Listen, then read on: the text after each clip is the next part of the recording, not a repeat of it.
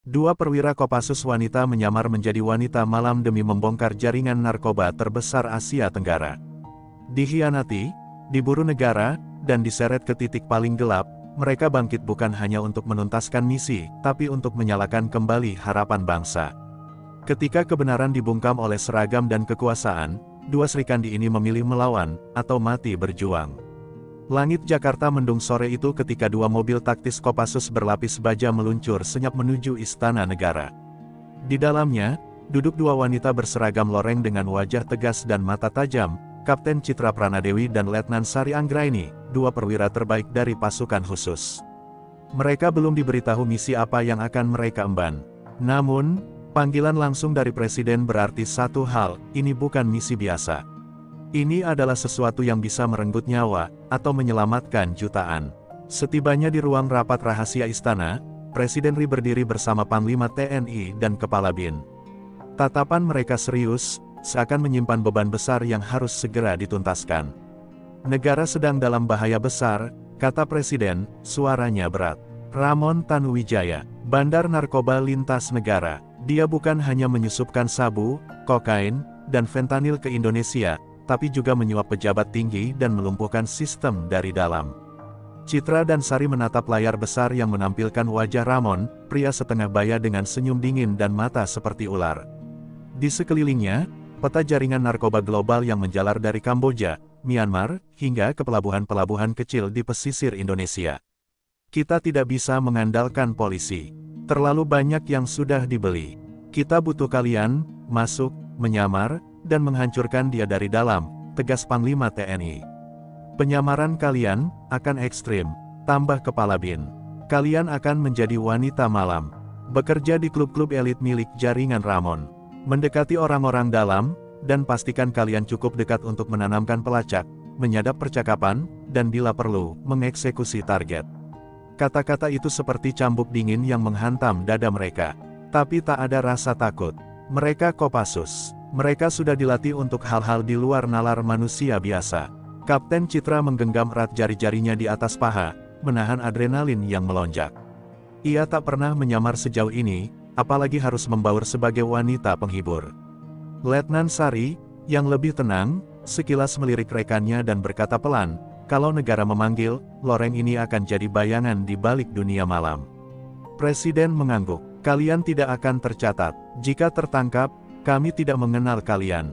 Ini adalah misi hitam. Dengan hanya satu koper kecil berisi alat penyamaran dan data awal misi, mereka keluar dari istana malam itu dalam sunyi. Dunia mereka yang biasanya dipenuhi latihan tembak dan strategi militer kini akan digantikan oleh musik klub, kosmetik tebal, dan bahasa tubuh penuh tipu daya. Namun mereka tahu, satu kesalahan saja, mereka akan diperkosa, dibunuh, atau dibuang seperti sampah oleh jaringan Ramon.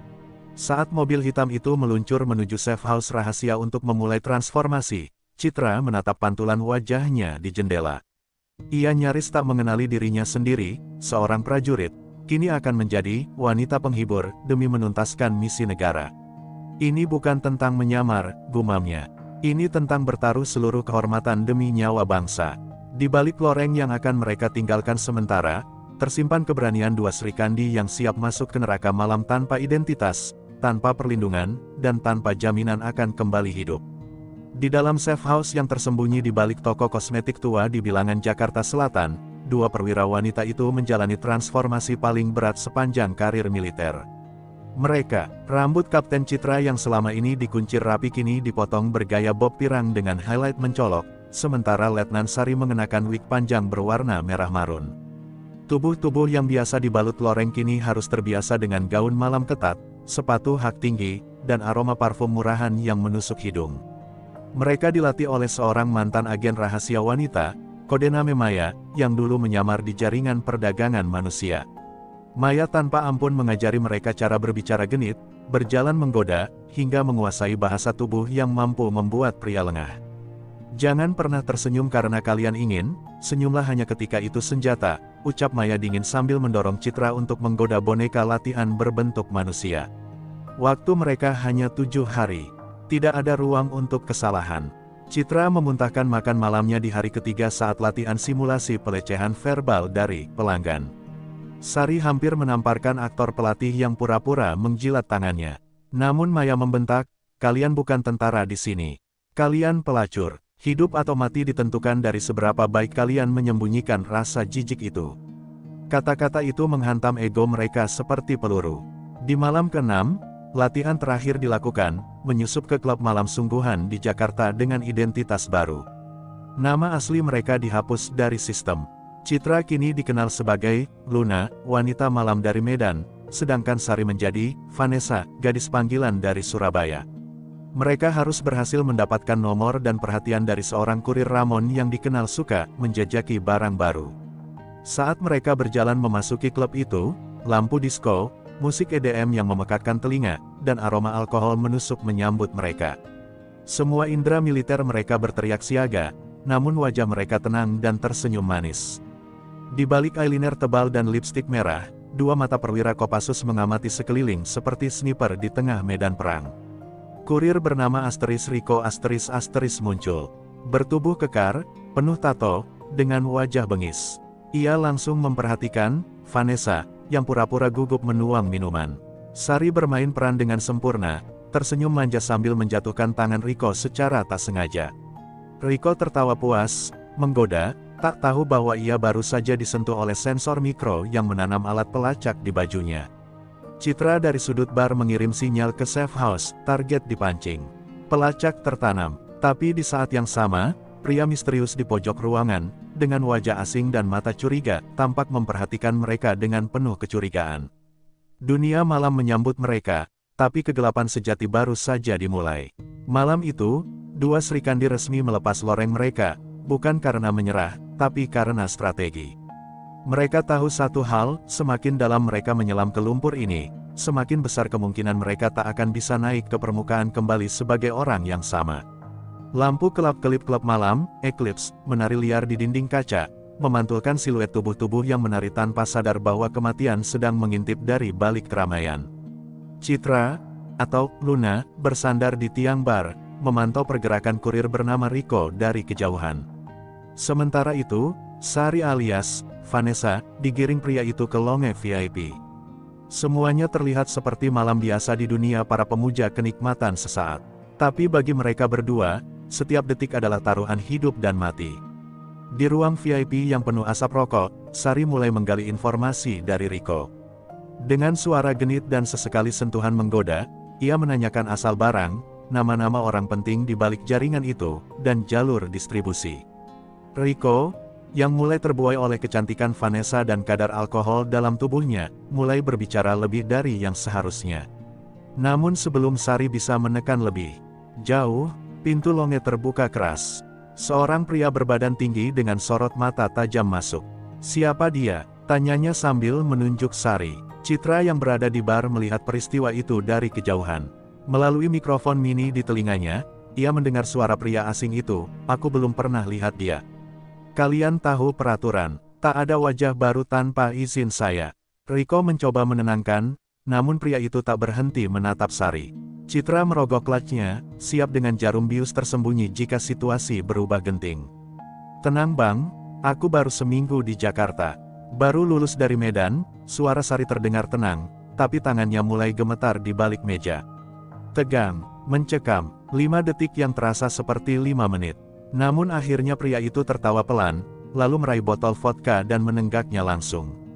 "Kalau memang dari Medan, ayo kita lihat seberapa kuat kamu." Ia menuang vodka penuh ke gelas dan mendorongnya ke arah Sari.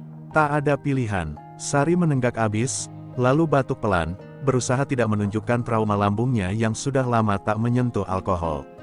Citra menggertakkan giginya di sudut bar, nyaris turun tangan. Beberapa menit kemudian, Rico dan pria misterius itu keluar sambil tertawa, meninggalkan Sari terengah di sofa. Lewat sinyal mata, ia meyakinkan Citra bahwa ia baik-baik saja. Tapi malam itu menjadi peringatan, mereka bukan hanya sedang menyamar di dunia gelap, mereka kini berada di pusatnya. Dan satu kesalahan kecil saja, tubuh mereka bisa ditemukan dalam karung goni di pinggir pelabuhan. Dalam perjalanan pulang ke safe house, mobil mereka nyaris diikuti oleh motor tak dikenal. Citra mengganti rute 3 kali, Sari mematikan semua alat pelacak. Di tikungan gelap, mereka memarkir dan bersembunyi. Motor itu berhenti, lalu melaju perlahan, dan menghilang. Nafas keduanya terengah. Mereka mulai curiga, ujar Sari lirih. Kita masuk terlalu cepat. Malam itu mereka tak tidur. Maya hanya menatap mereka dengan dingin. Kalian beruntung. Tapi ingat, Ramon tak membiarkan siapapun mendekat kecuali mereka yang bersedia mengorbankan segalanya. Termasuk tubuh kalian. Kata-kata itu menusuk lebih dalam dari peluru. Tapi Citra hanya menjawab pelan, kalau tubuh ini harus jadi umpan, maka biarlah aku gunakan untuk menebas kepalanya. Dan dengan itu, dua perwira wanita itu tahu bahwa langkah berikutnya tak lagi soal penyamaran, tapi soal bagaimana bertahan hidup di tengah kegelapan yang siap memangsa kapan saja. Pagi masih gelap saat Citra dan Sari membuka laptop dengan sistem keamanan khusus buatan BSSN. Rekaman dari alat pelacak yang ditanamkan ke jaket Rico malam sebelumnya berhasil diunduh. Suara-suara dalam bahasa kode terdengar samar, tapi satu nama disebut berulang kali, Tuan Besar. Mereka tahu, itu adalah panggilan untuk Ramon Tanuwijaya.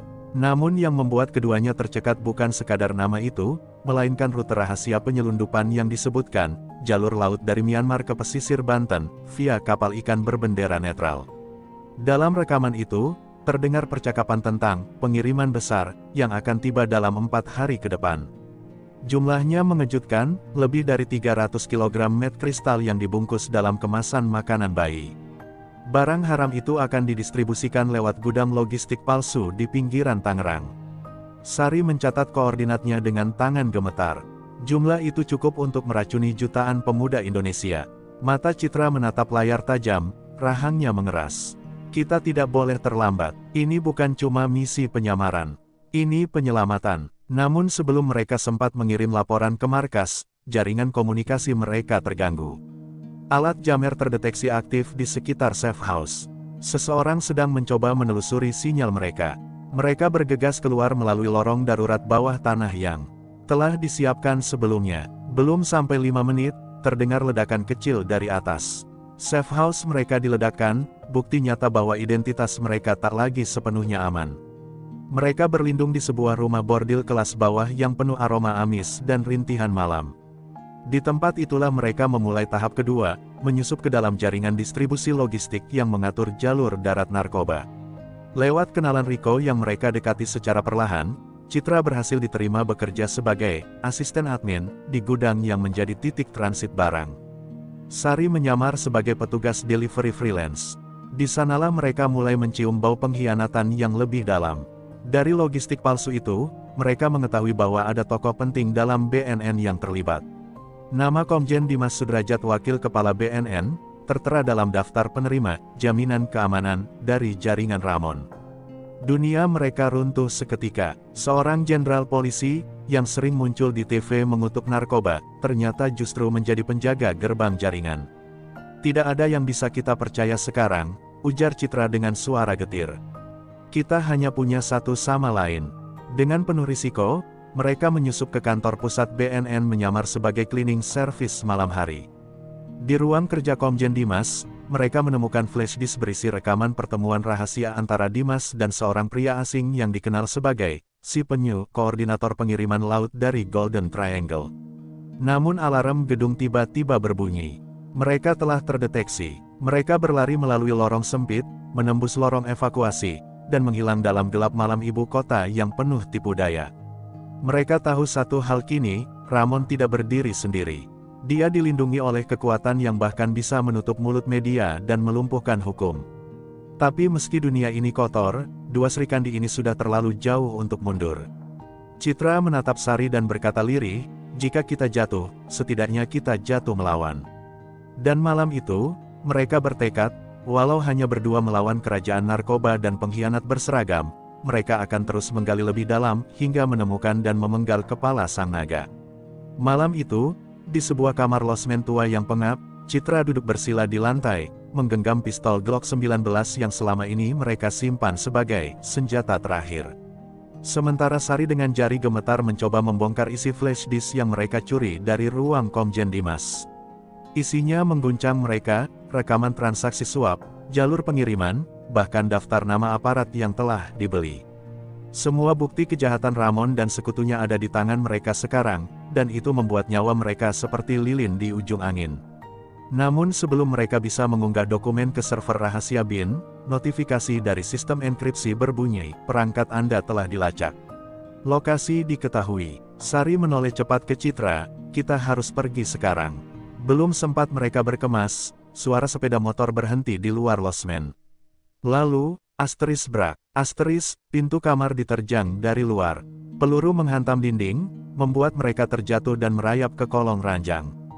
Dengan refleks militer yang terasa, Citra melompat ke jendela, menarik Sari keluar, dan mereka berdua berlari ke gang belakang. 3 orang pria bersenjata mengejar. Sari terpeleset, lututnya berdarah, tapi ia terus berlari. Mereka nyaris tak percaya, para pemburu mereka bukan preman biasa. Mereka adalah mantan anggota pasukan elit yang kini menjadi tentara bayaran Ramon. Perangkap telah dipasang, dan kini mereka adalah target buruan.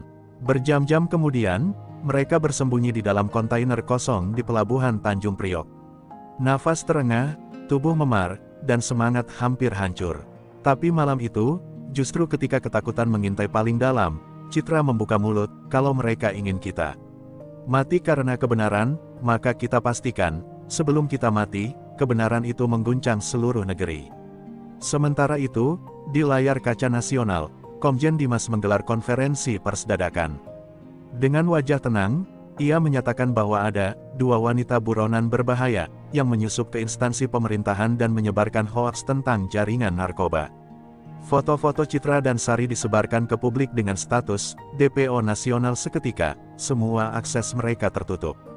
Mereka kini diburu bukan hanya oleh musuh, tapi juga oleh negara yang mereka lindungi.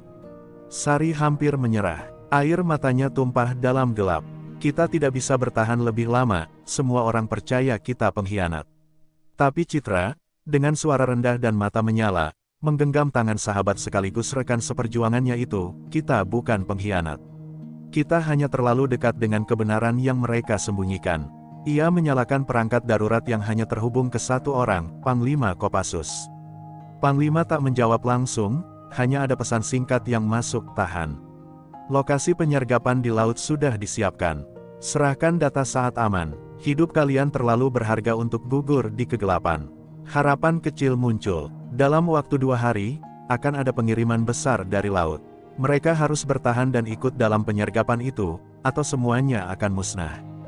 Dan malam itu, di antara bau besi karat dan debur ombak yang menghantam pelabuhan, 2 perwira wanita Kopassus kembali berdiri.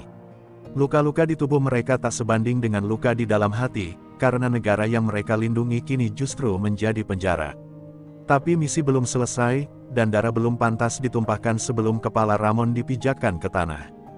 2 hari sebelum operasi laut digelar, Citra dan Sari bersembunyi di dalam truk pengangkut barang yang menuju gudang logistik milik jaringan Ramon. Mereka menyamar sebagai buruh pelabuhan sambil terus menggali informasi dari para kurir lapangan. Namun, sesuatu terasa tidak beres. Salah satu sopir truk yang tampak gugup terus melirik ke arah mereka dan berbisik melalui headset kecil. Citra menangkap tatapan itu, dan detik itu pula, firasat lamanya menjerit, mereka sedang dijebak. Di malam yang sama, sesosok pria berbadan besar muncul di gudang, mengenakan jas dan membawa 1 map hitam. Saat ia membuka map itu, di dalamnya ada 2 foto, wajah Citra dan Sari, lengkap dengan identitas palsu dan asli. Pria itu, yang ternyata adalah Letkol Heru perwira aktif yang bertugas di intelijen militer, menghampiri mereka sambil tersenyum sinis. Kami tahu siapa kalian, tapi sayangnya, bukan kalian yang punya kendali atas negara ini. Darah Citra mendidih. Ia mengenal Letkol Heru, dulu satu angkatan latihan lapangan di Batu Jajar. Tapi kini, matanya dingin seperti es. Sari langsung menarik pisau lipat dari sepatu, namun 5 tentara bayaran bersenjata lengkap sudah mengepung mereka. Heru mengangkat tangan, tenang, kami tak akan bunuh kalian, belum. Kalian masih bisa berguna sebagai alat tukar, atau simbol kegagalan negara. Dibawa ke ruang bawah tanah gudang yang dijaga ketat, Citra dan Sari diinterogasi dan dipukuli. Data di flash disk dirampas, tapi Sari yang cerdik telah mengirim salinan file ke jalur satelit rahasia Panglima beberapa jam sebelumnya. Mereka hanya perlu bertahan. Meski babak belur, Citra menatap Heru dan berbisik penuh amarah, kau bukan tentara. Kau hanya penjilat yang menjual bangsa ini demi kekuasaan. Kami akan bangkit. Dan saat itu tiba, kau yang pertama kulumat. Namun harapan muncul dari tempat yang tak disangka. Salah satu petugas wanita yang bertugas menjaga mereka, seorang prajurit muda bernama Asteris Serdarani Asteris, diam-diam membuka borgol mereka tengah malam. Dengan wajah gemetar, ia berkata, "Saya dulu adik kelas kalian di Magelang. Saya tahu siapa kalian, saya tahu siapa yang salah." Air mata Rani mengalir. Ia tahu, jika ketahuan membantu, ia akan dihabisi. Dengan cepat, Citra dan Sari melumpuhkan dua penjaga di lorong, merebut senjata, dan kabur melalui jalur ventilasi. Alarm berbunyi. Letkol Heru memerintahkan tembak di tempat.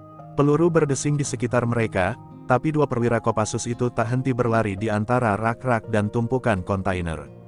Mereka bersembunyi di dalam bak pendingin ikan selama 6 jam, menahan dingin yang menusuk tulang demi lolos dari maut. Saat fajar menyingsing, mereka berhasil mencapai posko sementara militer di luar pelabuhan.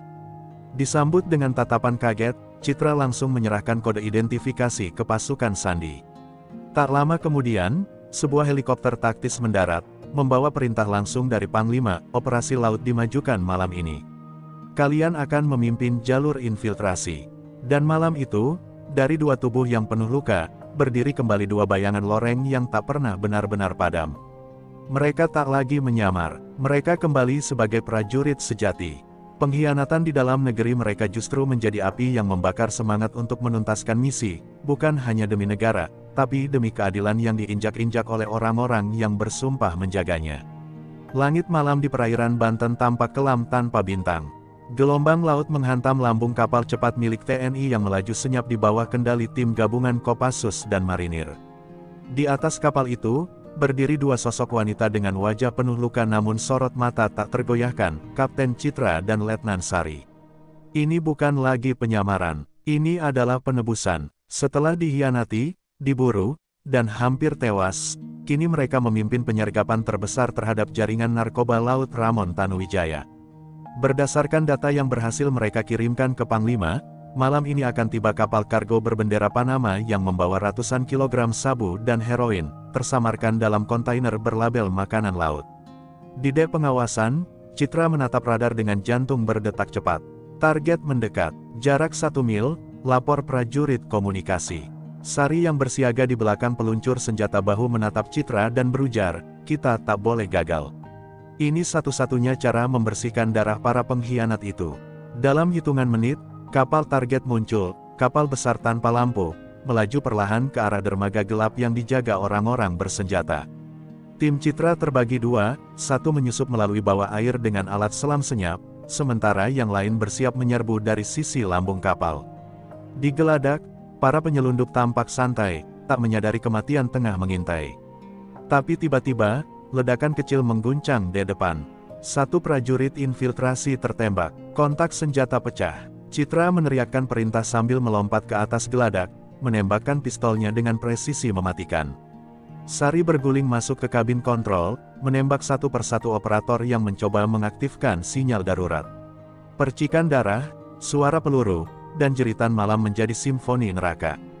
Di tengah kekacauan, mereka menemukan kontainer target, dan di dalamnya, barang bukti yang selama ini dicari, 300 kg sabu kristal, 80 kg heroin, dan dokumen logistik berlogo perusahaan milik Komjen Dimas. Namun saat mereka hendak mengevakuasi barang bukti, terdengar bunyi helikopter dari kejauhan. Ramon tidak tinggal diam, ia mengirim bala bantuan udara dan kapal cepat. 3 speedboat bersenjata lengkap melaju mendekat, menembakkan roket ke arah kapal penyergap TNI. Ledakan mengguncang sisi kapal, menewaskan 2 prajurit marinir. "Ambil data dan kabur, biarkan aku tahan mereka," teriak Sari, yang berdiri gagah di dek belakang, menembaki musuh dengan senapan serbu. Tapi Citra menolak, "Kita mulai, ini bersama, kita selesaikan bersama." Ia menarik Sari masuk ke ruang mesin dan mengaktifkan ledakan terkendali yang sudah mereka tanam. Saat speedboat musuh mendekat, kapal penyelundup Ramon meledak hebat, menciptakan api besar di tengah laut gelap. Musuh tercerai-berai. Mereka berhasil melumpuhkan kapal dan menyelamatkan sebagian besar barang bukti ke kapal milik TNI. Saat subuh menyingsing dan asap masih mengepul di cakrawala, Citra dan Sari berdiri di dek, tubuh mereka penuh luka dan darah. Tapi mata mereka menyala. Mereka baru saja menghancurkan nadi utama distribusi narkoba Ramon. Namun mereka tahu, ini baru permulaan. Kita sudah tebas tangannya, bisik Citra, sekarang saatnya memenggal kepalanya sendiri. Dan dengan satu radio panggilan ke markas, mereka berkata pelan namun tegas, operasi laut berhasil. Siap menuju tahap akhir. 2 hari setelah keberhasilan penyergapan laut, suasana Jakarta tetap tenang di permukaan. Namun di balik gemerlap kota, kekuatan gelap tengah menggeliat mencari balas dendam. Ramon Tanuwijaya, sang dalang utama, kehilangan salah satu pengiriman terbesarnya dan itu membuatnya murka. Di villa mewahnya di kawasan Puncak, ia mengumpulkan seluruh kaki tangan dan bodyguardnya, memperketat penjagaan, serta menyusun ulang sistem jaringan. Ramon tak tahu, 2 hantu dari masa lalu sedang merangkak masuk ke jantung kekuasaannya. Panglima TNI dan Kepala BIN memutuskan, ini saatnya menutup operasi dengan kepala sang naga. Tapi untuk masuk ke markas Ramon, diperlukan penyusupan sekali lagi, penyamaran paling berisiko. Kapten Citra dan Letnan Sari kembali ke identitas lama mereka, Luna dan Vanessa. Kali ini, bukan sebagai pelacur biasa, tapi sebagai hadiah pribadi dari seorang bos fiktif jaringan baru, yang dibuat dan diskenariokan oleh BIN. Ramon dikenal lemah terhadap wanita cantik yang tampak, tunduk, dan baru, dan itu jadi celah terakhir. Dengan gaun hitam panjang belahan dada rendah, kaki berbalut stoking jala, dan kalung mikrofon tersembunyi, Citra berdiri di lobi Villa Ramon. Di sisinya, Sari tampil memukau dengan rambut keriting lepas dan rok ketat merah darah. Mereka menunduk saat tubuh besar pengawal memeriksa mereka dengan brutal. Tak boleh ada senjata, tak boleh ada alat komunikasi. Tapi mereka sudah menyembunyikan chip pelacak nano di antara lapisan bra dan bulu mata palsu. 2 Srikandi itu masuk ke sarang naga, hanya bersenjatakan keberanian, kecerdikan, dan dendam. Villa itu bagaikan istana dosa. Di dalamnya, musik elektronik menggelegar, wanita-wanita berpakaian minim berdansa, dan pria-pria haus kuasa tertawa sambil menghirup bubuk haram dari meja kaca. Di tengah ruangan utama, berdiri Ramon Tanuwijaya berbalut jas putih, tubuh besar, wajah teduh namun mata berkilat seperti jagal. Ia menatap Luna dan Vanessa, seperti pemilik menilai barang dagangan. Menarik, gumamnya, lalu memberi isyarat agar mereka mendekat. Sari digiring ke ruang dansa bersama para tamu, sementara Citra dibawa Ramon ke ruang pribadinya. Di sanalah Citra harus menahan segala emosi dan trauma saat Ramon mulai meraba tubuhnya, mencium lehernya, dan mengajaknya bermain kata penuh nafsu. Tapi Citra tahu, semakin ia menjijikkan dirinya sendiri, semakin besar peluangnya menanamkan alat pelacak dan membuka akses pintu rahasia ke ruang bawah tanah tempat dokumen dan server Ramon berada. Dan itu berhasil. Saat Ramon lengah, ia menekan tombol mikro di kalung, mengaktifkan sinyal ke pasukan khusus yang telah menyamar di sekitar villa. Namun sebelum pasukan menyerbu, semuanya runtuh dalam 1 detik. Ramon melihat pantulan kecil alat pelacak di cermin rias. Wajahnya berubah bengis. "Kau pikir aku bodoh?" teriaknya, lalu menodongkan pistol ke arah Citra. Di luar, terdengar suara tembakan, Sari mulai baku tembak dengan pengawal di lantai dansa. Ramon mencoba menembak, namun Citra berhasil menendang pergelangan tangannya dan menjatuhkan senjatanya. Mereka bergulat dalam ruang sempit yang mewah namun kini berubah jadi medan tempur berdarah. Di luar, pasukan gabungan Kopassus dan Detasemen 81 anti-teror menyerbu. Tembok jebol, suara ledakan menggetarkan villa. Sari berguling di bawah meja, menembak 2 bodyguard yang menyerbu. Ia menerobos ke ruang pribadi dan melihat Citra berdarah, bertarung tangan kosong melawan Ramon yang beringas. Dengan peluru terakhir di pistol cadangan yang ia rebut dari penjaga, Sari menembak bahu Ramon. Pria itu roboh, mengerang seperti binatang terluka. Citra berdiri perlahan, napasnya tersengal, mata berkaca-kaca. Ia menatap Ramon yang tersungkur, darah mengucur di lantai marmer. "Untuk setiap anak muda yang mati karena barangmu, untuk negara yang kau cemari, dan untuk harga diri kami yang kau injak." Ramon hanya tertawa lemah sebelum akhirnya diborgol oleh pasukan yang masuk. Villa itu dikuasai. Operasi malam itu berakhir dengan satu kata, berhasil. Fajar mulai menyingsing di atas puncak Gunung Gede, ketika helikopter militer bersiap mengevakuasi Ramon Tanuwijaya dari villa mewahnya yang sudah dikuasai pasukan gabungan. Di bawah pengawalan ketat, tubuh Ramon yang terluka dibawa keluar. Tapi wajahnya tak menunjukkan rasa takut, justru senyum licik kembali mengembang di bibirnya. Ia masih yakin bisa lolos. Kalian pikir ini akhir, gumamnya kepada Citra dan Sari. Kalian hanya menebang ranting, bukan akar. Namun Panglima sudah menduga Ramon punya rencana cadangan. Helikopter yang akan membawa Ramon diubah dengan unit tiruan yang telah disusupi tim anti-teror elit. Tapi tak disangka, ketika helikopter tiruan mendarat, dari balik bukit muncul helikopter hitam tak dikenal dikawal 2 drone bersenjata yang langsung mengunci target pada evakuasi militer. Ledakan kecil mengguncang sisi landasan helipad darurat. Kekacauan pun terjadi. Dalam hiruk-pikuk ledakan dan peluru yang menghujani helipad, Ramon memanfaatkan celah. Ia mendorong salah satu prajurit dan berlari ke arah helikopter hitam yang mulai menurunkan tali evakuasi. Meski dalam kondisi berdarah dan pincang, ia masih lincah. Citra mengejarnya, diikuti Sari yang kini mulai kehabisan amunisi. Pasukan gabungan terkepung, mereka harus memilih, mengamankan area, atau menghentikan Ramon dengan tangan mereka sendiri. Citra menerjang Ramon sebelum ia sempat mencapai tali. Mereka bergulat di tepi tebing, kaki nyaris terpeleset di antara batuan tajam. Ramon mencengkeram leher Citra, mencoba mendorongnya ke jurang. "Kau pikir negara akan benar-benar menang?" desisnya, tapi Citra, dengan mata merah menyala karena amarah dan luka yang mendidih, menggigit tangannya lalu membalikkan tubuh Ramon ke tanah. Sari datang tepat saat Citra nyaris terjatuh. Ia menarik rekannya, lalu keduanya berdiri di atas Ramon yang terengah. "Selesaikan," teriak Sari. Namun Citra menahan diri. Dia harus hidup, biar rakyat tahu wajah asli iblis yang selama ini mereka puja. Tapi Ramon tak menyerah. Dari balik sepatu, ia menarik pisau kecil dan menyerang. Dengan refleks terakhir, Citra menangkis dan menancapkan lututnya ke dada Ramon hingga pria itu terbatuk darah dan tumbang. Kali ini benar-benar tumbang. Helikopter musuh ditembak jatuh oleh rudal bahu dari pasukan elit, meledak di udara dan menghujani serpihan logam di lereng gunung.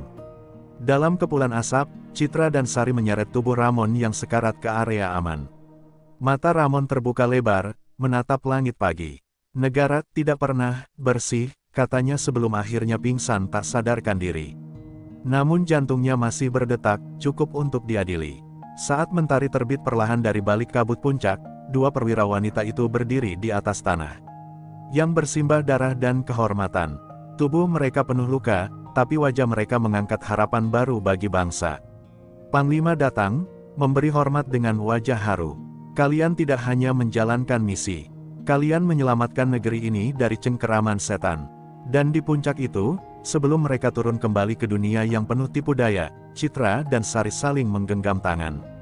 Tak ada kata, hanya mata yang menyiratkan, perjuangan ini belum selesai, tapi kemenangan hari ini milik mereka. 3 hari setelah penangkapan Ramon Tanuwijaya, negeri ini diguncang oleh berita yang mengubah wajah hukum dan militer Indonesia. Tayangan konferensi pers yang digelar langsung oleh Presiden memaparkan bukti-bukti kejahatan jaringan narkoba terbesar di Asia Tenggara, lengkap dengan nama-nama jenderal, politisi, dan pejabat tinggi yang selama ini bersembunyi di balik topeng kesucian. Di tengah sorotan kamera, wajah Kapten Citra dan Letnan Sari ditampilkan. Namun kali ini bukan sebagai buronan, melainkan sebagai pahlawan bangsa. Presiden berdiri dengan suara bergetar saat menyebut nama mereka. 2 perwira wanita dari Kopassus, tanpa takut, menyusup ke neraka dan membawa kebenaran pulang. Tangis ibu-ibu pecandu narkoba, sorak mahasiswa, dan tepuk tangan rakyat Indonesia menggema dari layar ke layar. Negara akhirnya tahu, perjuangan 2 Srikandi ini bukan hanya penyamaran, tapi pertaruhan jiwa demi generasi masa depan. Di markas besar Kopassus, upacara penghormatan digelar.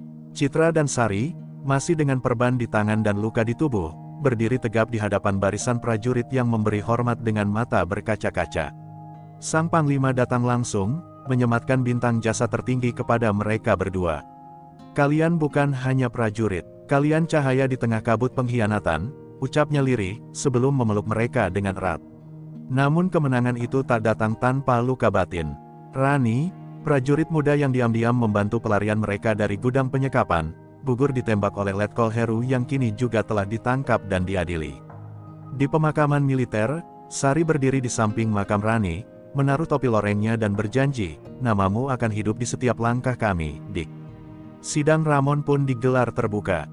Ia didakwa dengan lebih dari 200 pasal, dari perdagangan narkoba lintas negara, pembunuhan, hingga pengkhianatan terhadap negara. Tapi Ramon hanya tertawa di ruang sidang.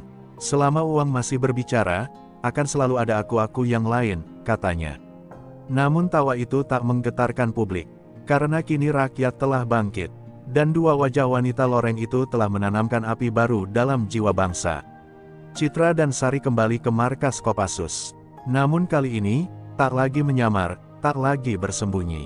Mereka menjadi simbol bahwa keberanian dan kesetiaan tak mengenal jenis kelamin. Banyak prajurit wanita muda datang, mencium tangan mereka, berkata, "Kami ingin jadi seperti kalian." Sari hanya tersenyum sambil menatap langit, "Jadilah lebih hebat dari kami." Karena negeri ini masih butuh banyak pejuang dalam sunyi.